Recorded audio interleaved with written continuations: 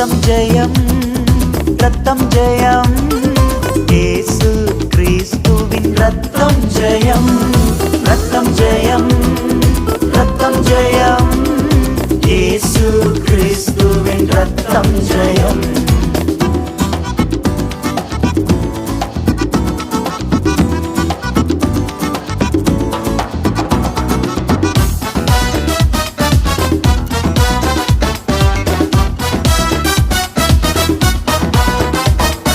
படைத்தவரே என்னை ஏற்றுக்கொண்டார், சிந்தப்பட்ட திரு ரத்தத்தால்.